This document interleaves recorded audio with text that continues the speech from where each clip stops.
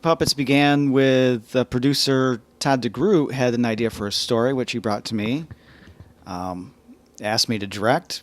Meat Puppets, as it ended up being, was kind of our jab at independent horror films and a twist on a film that was based on a one twist.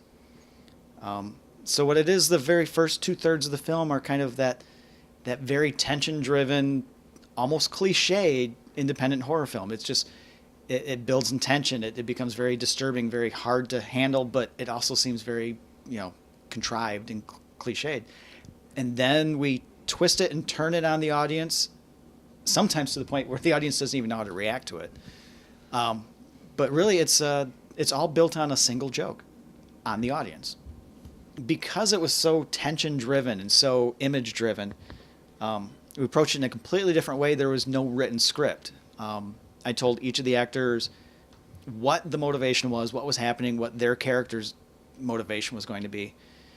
But there was no physical script, which I thought was brilliant because it's so reactionary that it didn't seem like actors trying to hit marks and remember lines. It was very genuine, very organic how it was reacted to. We shot the film on $70 budget, of which 50 catering. Happy actors are good actors. So at that point, I came up with some ideas on location. Started developing cast recruitment. The very first cast that I recruited was Larry. Larry and I have known each other for quite some time, so he seemed like a natural first cast. And actually, Jessica was second person cast, introduced by another mutual friend, Jason Roth, who ended up being the editor of the film. My character is confused at first in where she is, and then taking in the antagonist as he appears, finds herself to be taking the strong role of the girls because all the other girls they just can't stop crying. And so I decide that I have to take it upon myself to tell them how I really feel. You have to man up. It's kind of, I'm just kind of annoyed by it. I'm like, why am I here? I have stuff to do. So, yeah, that's kind of what my character is. I think she finds strength in herself, and kind of overcomes the situation mentally a little bit, I think. My character was, Roger gave him to me as, let's be the backwoods hillbilly inbred hick. I was given the overall concept for the look he wanted and said, since I do costuming, which is how we met at cons, that he wanted me to develop the look. Gave me a few specifics that he wanted, came about with it on my own, brought it to him. He says, looks great. So overall, I was supposed to be this backwoods hillbilly hick that was abducting females and taking them home to somewhat, in the aspects of the movie, and you see it, torture them. A lot of things that happened that, grew out of the process itself. Larry would do something and the girls would react in a certain way, and it was like, brilliant, capture that. But it really progressed right the way, I had envisioned it the entire time. And another great aspect, and we should probably mention, other two actresses who had their characters' personas kind of down pat. And as Jess mentioned earlier, they're fantastic criers. None of the girls in the film had ever met Larry or seen him before the first time we yelled action. So their reactions to Larry on set and on the film are very true because they didn't know who this guy was. They didn't know what his intentions were. So a lot of the fear and a lot of the anxiety that is seen in the actresses was really quite genuine.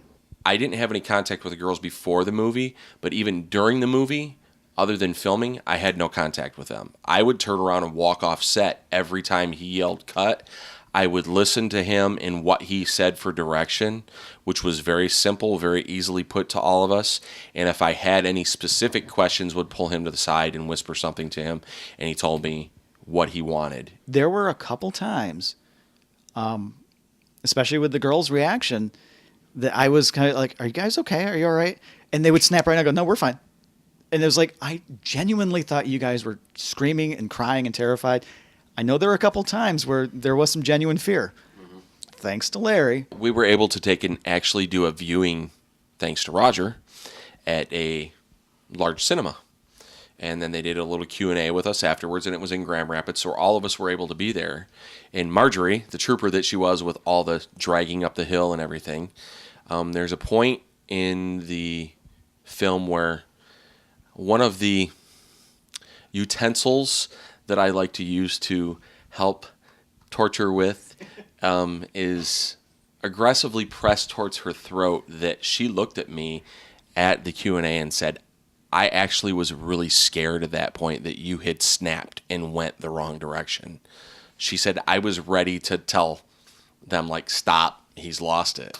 When we got finished on set, there were certain scenes where, I mean, you could feel everyone's held breath throughout an entire scene. And as soon as I yelled cut, you could heard everyone exhale. Everyone on the crew, the 3 people on crew and the 4 actors. But you could feel that exhale. And it was, even at that moment, you go, "Oh, this is gold on film. This is exactly what I was looking for." We've given the movie legs. I mean, and Jessica's brought this up before. She's been in other films that this film continues to show. I take it out on the road. We take it to film festivals. It continuously gets publicity, which is another side aspect. And I'm calling it the Sixth Sense syndrome. No one who's ever reviewed it, talked about it in print or online, has ever given away the twist. And I think part of that is that everyone enjoys that reaction of watching other people see it. The little quote that we have on the back of the box from Grandpa John Dugan is the best out of anything, just because he endorses this movie. He loved it, and he's probably one of the first, if not the first, that we consider part of our family at the Cons that has done this all of his life that we've known him in before for acting, that just loved this thing. He said he laughed so hard he nearly pissed his pants. Easiest way to get a hold of it is to contact through me, Facebook, Illustrator Roger Scholz, or Wicked Illustration, or the film itself, Meat Puppets Movie. It's meat.puppets movie. Or we can get a hold of Larry as well. Larry, your information. My information would be Larry Lutze on Facebook, or BigLarrysTwistedVisions.com on the internet for my website. Buy Meat Puppets. You won't be disappointed.